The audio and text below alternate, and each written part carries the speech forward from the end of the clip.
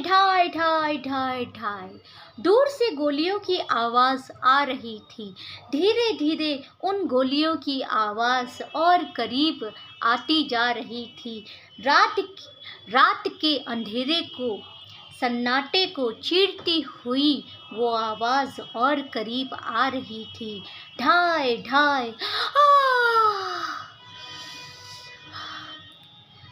रायना उठती है और तर्रेदार मेज पर जाकर उन मोमबत्तियों को बुझा देती है। फिर उसके बाद वह देखती है कि सिंगारदान पर भी एक मोमबत्ती जल रही है, उसे भी वो बुझा देती है। तब भी गोलियों की आवाज़ आ रही थी। ढाई ढाई। उसने अब अपने कानों को उंगलियों से बंद कर लिया और कमरे में अंधेरा छा गया था। किसी तरह वो अपने बिस्तर पर गई। धीरे धीरे जैसे ही वो लेट जाती है, उसे दिखता है कि जीसस क्राइस्ट की मूर्ति पर कुछ रोशनी पड़ रही है। कहीं न कहीं उसके रूम में जो छर्रेदार गेंद लगी हुई थी, उसी से रोशनी जीसस क्राइस्ट के ऊपर पड़ रही थी। रात का अंधेरा तो था ही, साथ ही तारों की टिमटिमाहट भी हल्की हल्की पड़ रही थी। उसने देखा शटर के ऊपर से भी थोड़ी रोशनी आ रही थी। फिर क्या था, जैसे ही उसने आँख बंद किया, उसे लगा कि कोई शटर उठा रहा है। ट्रर्र, ट्रर्र। उठाने की आवाज़ आई और शटर अचानक से बंद हो गया। ठन। फिर उसने देखा, उसे लगा कि उसके कमरे में कोई है। कौन है, कौन है? उसने ऐसा कहा, लेकिन कोई आवाज़ ना आई। धीरे से सांस चलने की आवाज़ आ रही थी। उसने पूछा, कौन है, कौन है, कौन है? लेकिन किसी ने कुछ ना बोला। एक आदमी की आवाज़ निकली धीरे से,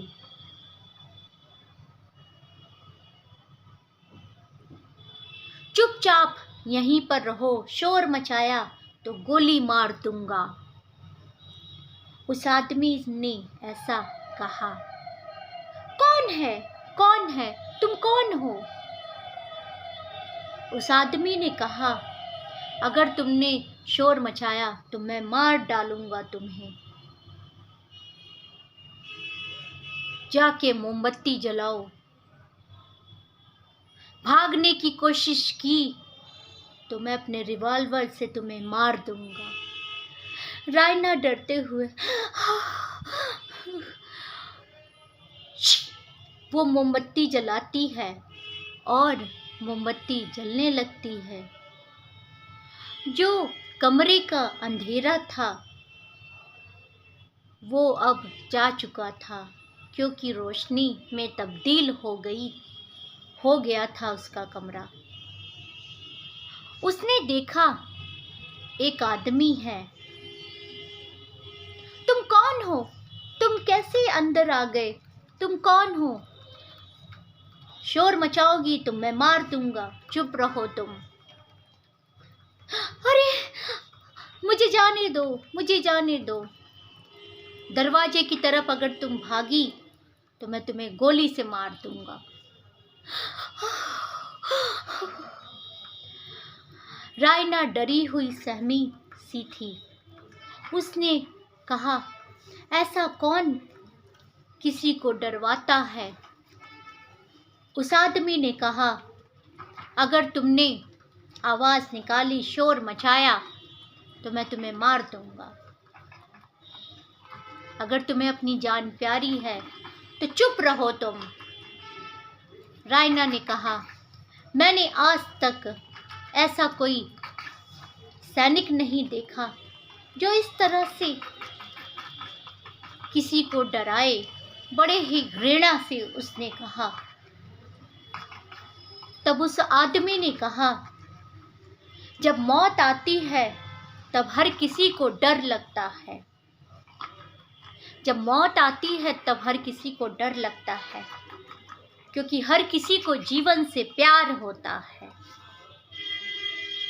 अपनी जान पर जब आती है तो लोग दूसरे का साथ छोड़कर भाग जाते हैं। यही जीवन की सच्चाई है। नहीं, मैं बिल्कुल ऐसा नहीं मानती हूँ।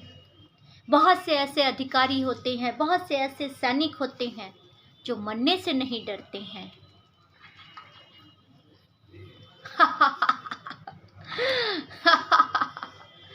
अच्छा, तुमने ऐसे आदमियों को देखा है? हाँ, देखा है। रायना उसकी आंखों में आंखें डालकर देखती है। रायना देखती है कि वो फटे यूनिफॉर्म में है, जो कि साइबेरिया का यूनिफॉर्म है, और रिवॉल्वर की जो पेटी है उसके सहारे बंधी हुई है, इसीलिए यूनिफॉर्म उतर नहीं पा रही है, जबकि पूरी तरीके से फटी हुई है। रायना देखती है वह आदमी लगभग 35 साल का है। देखने में तो साधारण सा है, लेकिन उसकी जो नाक है वो अनाकर्षक है, यानी अनाकर्षक है। साथ ही साथ उसकी नाक हथेली जैसी लग रही है, जैसे किसी छोटे से बच्चे की तरह हो। वो जो आदमी है वो रायना को देखते ही समझ जाता है, उसके चरित्र को, उसके सामाजिक अस्तित्व को। साथ ही वो ये भी देखता है, थोड़ी सी डरी हुई, सहमी सी भी है ये लड़की। उसी डर के सहारे वो उसको थोड़ा सा और डराता है, लेकिन नम्रता के साथ डराता है। कहता है, तुम भागने की कोशिश मत करना, वरना मैं तुम्हें मार दूंगा।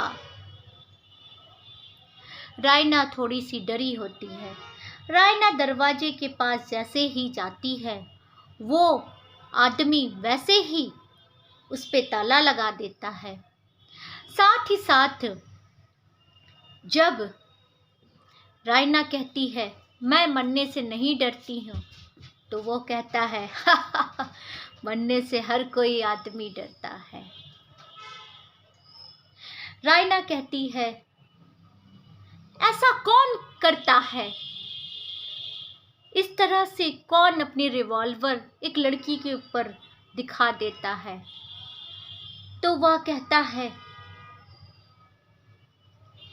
कि अपनी जान बचाने के लिए मैं तुम्हें मार सकता हूँ, क्योंकि तुम्हारी सेना मेरा पीछा कर रही है और मुझे अपनी जान बचानी है। अच्छा,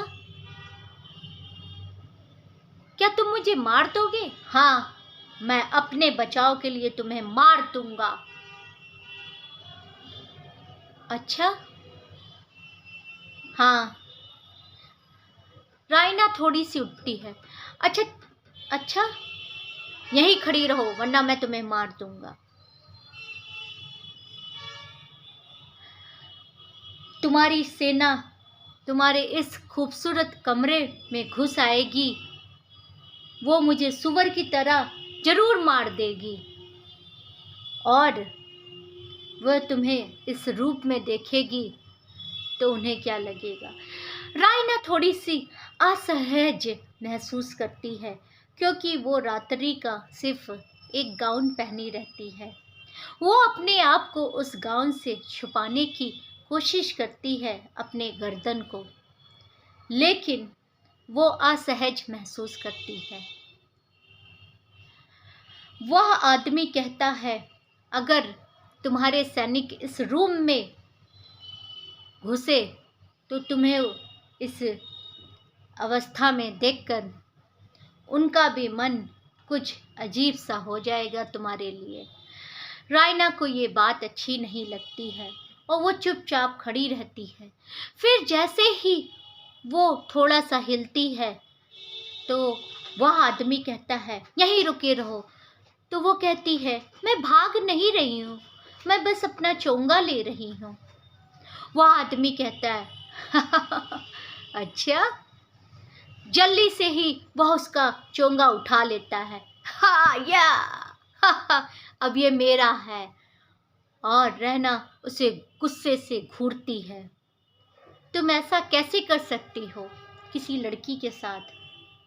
तुम्हारा चोंगा ही मुझे बचाएगा। वो अपनी रिवॉल्वर को बिस्तर पे फेंक देता है। फिर उसके बाद वह कहता है ये चोंगा ही मुझे बचाएगा, क्योंकि इस अवस्था में तुम किसी को रूम में आने नहीं दोगी और मैं इसी तरह बच जाऊंगा। रैना उसकी तरफ देखती है और थोड़ा सा अजीब सा महसूस करती है। व्यंग करते हुए कहती है मैंने कभी नहीं सोचा था साइबेरिया के अधिकारी सैनिक इस तरह के कायर डरपोक होंगे जो एक लड़की का चोंगा ले लेंगे अपने बचाव के लिए। वह आदमी कहता है जंग में सब कुछ होता है अपने बचाव के लिए। लेकिन कहीं न कहीं वह आदमी थोड़ा सा कमजोर और थोड़ा सा एक तरह से अपने आप को असहाय भी महसूस कर रहा था। नमस्कार, मैं हूँ रीमा जायसवाल।